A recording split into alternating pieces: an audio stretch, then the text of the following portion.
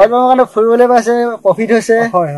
বিদেশলৈ যাবলৈ পাইছে সেইকাৰণে অইল পামটো ভাল বুলি কৈ আছে নেকি নহয় 1 2 3 4 নহয় জানো 5টা এই 5টা নহয় জানো হয় আৰু এটো 6টা মানে আপুনি ক'ব বিচাৰিছে যে জৈৱিক যিটো মানে ভাবুকি হোৱাৰ কথা প্ৰচাৰ চলি আছে এই কথাবোৰ মানে ইমানটা সত্যতা নাই গাইমু পৰ্যটনৰ কাৰণে কিবা কথা ভাবিছে নেকি বা প্লেন আছে নেকি আপোনাৰ অইল পামৰ খেতি যদি পাছলৈ যদি ভাবুকি কঢ়িয়াই আনে তাৰ কাৰণে দায়ী কিন্তু আপুনি হ'ব 8-10 কেজি হ'বগে এটাত নহয় বেছি হ'ব তাৰমানে যেতিয়া নেকি ফুল মিচিউৰড হ'ব তেতিয়া হেতু মানে 15-16-20 লৈকে গুচি নমস্কাৰ দৰ্শক মই পংকজ কনকৰ আপোনালোকে চাই আছে কৃষি জাগৰণ অসম দৰ্শকসকল আজি আমি উপস্থিত আছো গোৱালপাৰা জিলাৰ দেউলগুৰি অঞ্চলত আৰু অসমৰ প্ৰথমখন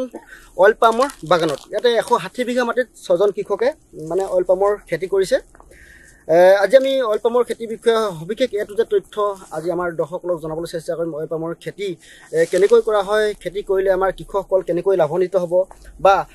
আমাৰ বিভিন্ন সময়ত এটা প্ৰচাৰ চলি আহিছে যে অইল পামৰ খেতিয়ে জৈৱ বৈচিত্ৰ্যলৈ এটা মানে বেয়া প্ৰভাৱ পেলায় বা তেনেকুৱা ধৰণৰ কথাবিলাক আমি জানিবলৈ চেষ্টা কৰিম বা তেওঁলোকে ইয়াত যি অইল পাম প্ৰডাকশ্যন হ'ব সেইবিলাক তেওঁলোকে বিক্ৰী কৰে ক'ত এই খেতিৰ লাভালাভ ইত্যাদি এটো যে তথ্য আজি আমাৰ দৰ্শকসকলক দিবলৈ চেষ্টা কৰিম লগতে মই জনাওঁ যে এই অসমত এইখনেই প্ৰথম মানে পাইলট প্ৰজেক্টত মানে এখন প্ৰথমখন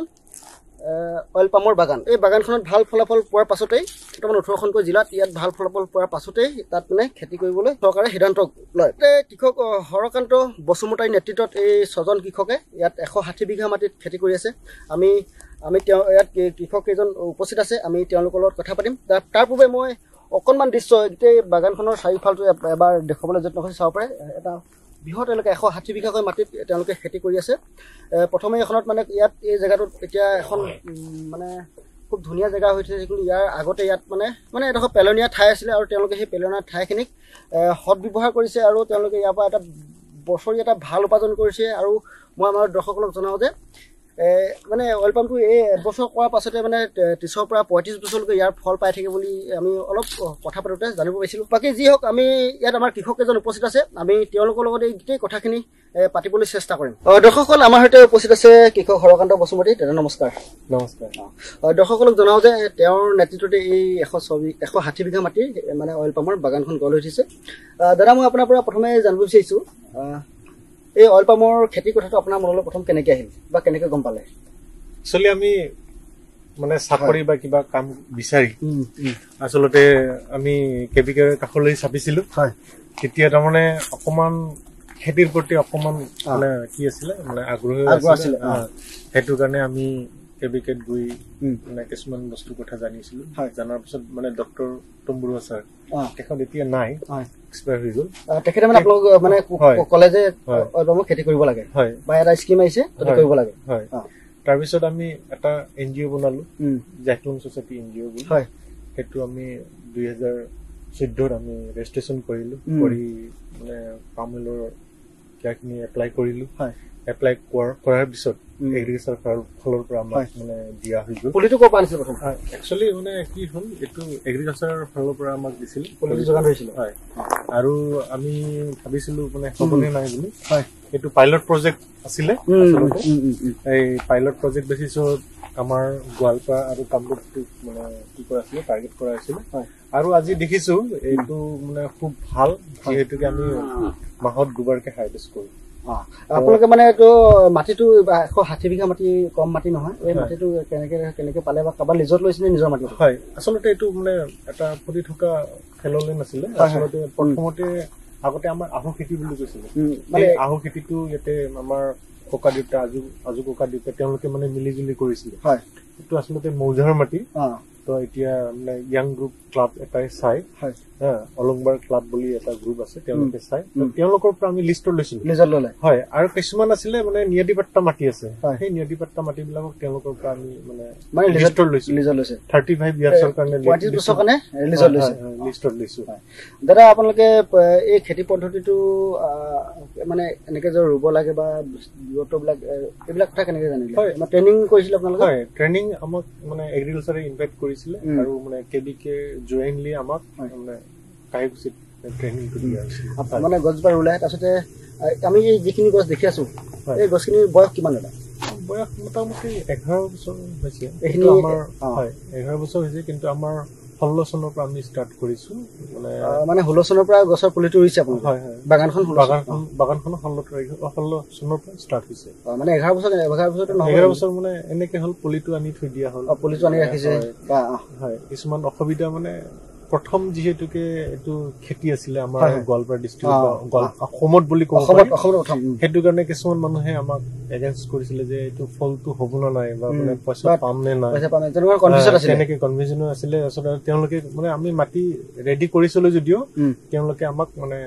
পাছত বন্ধ কৰি দিলে মানে আপোনালোকে এই প্লটটো লোৱাৰ আগতে অন্যটা প্লট আছিল যেটো প্লটত আপোনাৰ কাম আৰম্ভ কৰিছিলে তাৰপিছত তাত মানে অলপ খেলিমেলি হোৱাৰ কাৰণে সেই প্লটটো বন্ধ হ'ল আৰু আপোনালোকে এই মাটিটো ল'লে এই মাটিটো ললো এই মাটিটো লৈ তাৰ মানে খেতি আৰম্ভ কৰিলে 2016 চনত দাদা আপুনি 2016 চনত পুলিখিনি ৰুলে তাৰপিছত ফল কেতিয়া লাগিছে এইখিনি এটো আসলতে মানে 3 বছৰৰ পাছত আমি ফলখিনি দেখা দিছিলে আৰু মানে 2020 চনত আমাৰ কিয়াটো কি হৈছিল আমি বিকিব পাৰিছিলো প্ৰথমটো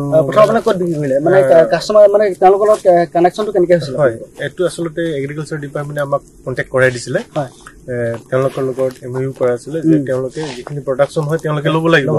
শিৱাশিস অইল পাম্প প্ৰাইভেট লিমিটেড বুলি এটা কোম্পানী আছে তেওঁলোকে মানে অন্ধ্ৰপ্ৰদেশৰ সম্ভৱ হয় অন্ধ্ৰপ্ৰদেশৰ হয় তেওঁলোকে আমাৰ ফলখিনি লৈ গৈছিলে প্ৰথম আমি ফাৰ্ষ্ট টাইমৰ কাৰণে অন্ধ্ৰপ্ৰদেশলৈ পঠাই দিছিলো এতিয়া বৰ্তমানে মানে আমি মিজোৰামত পঠাই দিও হয় এখিনি মানে আপোনাৰ ফল লাগিছে 4 বছৰ 1 বছৰ পাছত 4 বছৰ পাছত ফল লাগে ন এইবিলাক মানে পাম অইলৰ ক্ষেত্ৰত হয়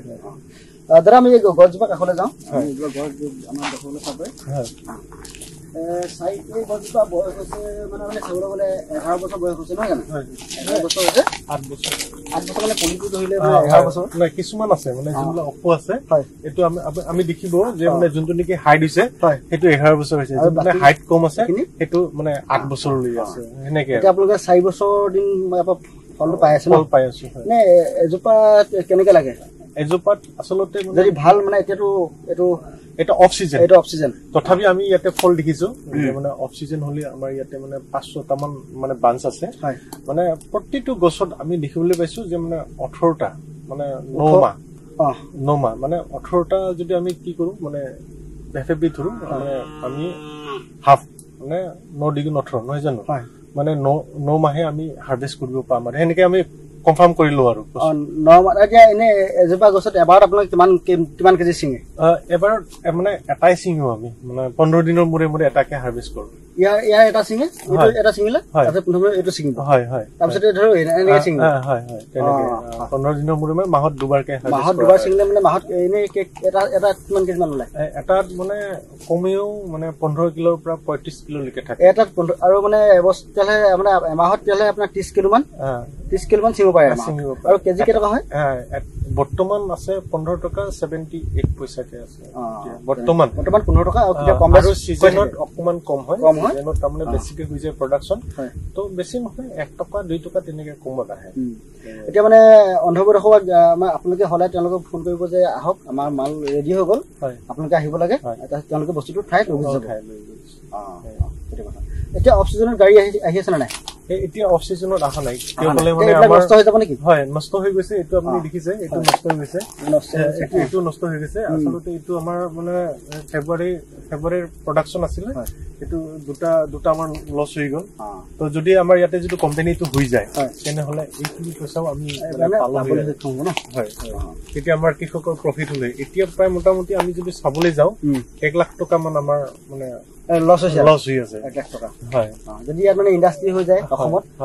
হ'ব চাগে ন এতিয়া অসমৰ বহুত এখন জিলাত খেতি কৰিবলৈ লৈছে আৰু তেতিয়াতো ইন্ডাষ্ট্ৰি লাগিবই বা নহয় জানো হয় ইন্ডাষ্ট্ৰিয়েল এৰিয়াত তাৰমানে এটা কি কৰা হৈছিল আমাৰ যেনেকৈ শিৱাশিস অইল পাম্প প্ৰাইভেট লিমিটেডটো আমাৰ ইয়াতে এটা ইন্ডাষ্ট্ৰি কৰিব মানে অলৰেডি হৈ গৈছে দাদা মানে আপোনালোকে অসমত প্ৰথমখন মানে এখন বাগান পাম আৰু এইখনত মানে ভাল ফলাফল দেখাৰ কাৰণে অসমৰ কেইবাখনো জিলাত ইতিমধ্যে চৰকাৰে 18খন জিলাত চৰকাৰে অইল পামৰ খেতি কৰিবলৈ লৈছে এতিয়া মই আপোনাৰ পৰা জানিব বিচাৰিছো মানে আমাৰ যিটো এতিয়া কেইদিনমান আগতে এটা প্ৰচাৰ চলিছিলে বা অইল পামৰ খেতিয়ে অসমৰ জৈৱ বৈচিত্ৰ্য এটা ভাবুকি কঢ়িয়াই আনিব পাৰে এই কথাটো আপুনি কেনেকৈ ভাবে যেটো আপুনি কৰি আছে আপোনাৰ নিজৰ অভিজ্ঞতাৰ ফালৰ পৰা আসলতে মই মিছা বুলি কম হেতু মানে কিছুমানে কৈছিলে যে মানে 3 বছৰত মানে মৰুভূমি হৈ যায় তো আমিও ভয় খাইছিলো যে 3 বছৰ যদি মানে মৰুভূমি হৈ যায় তেনেহলে মানে আমাৰ কাৰণে সঁচাকে বেয়া হ'ব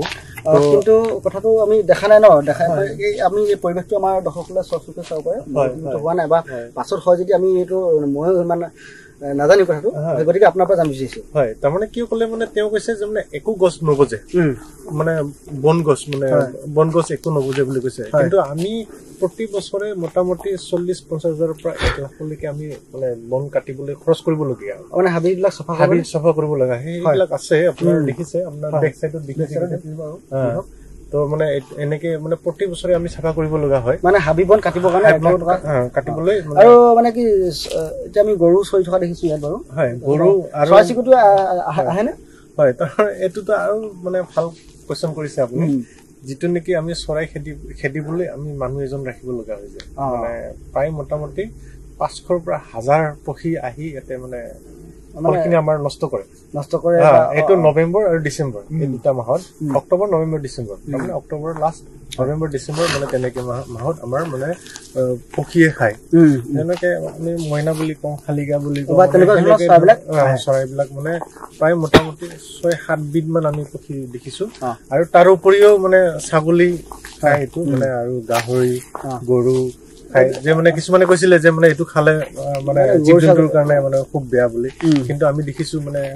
আজিলৈকেতো একো অনিষ্ট হোৱা নাই আৰু নহব যেন মোৰ ধাৰণা হয় কিয় ক'লে মানে আজিলৈকে আমি তেনেকে দেখা নাই আৰু এটা কথা যে মানে পানী ৱাটাৰ লেভেলটো মানে কমি যায় বুলি তো আমাৰ হেণ্ড টিউবৱেল আছিলে মানে সেইটো হাতীয়ে ভাঙি দিলে তাৰপিছত সেইপিনে এটা আছে মানে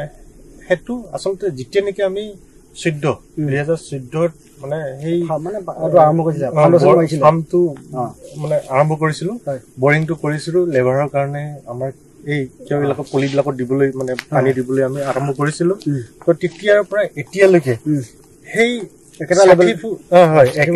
একেটা লেভেলত একেলগে তাৰমানে সেই 60 ফুট লেভেলতে আমাৰ পানীখিনি ওলাই আছে আৰু বৰ্তমানলৈকে ওলাই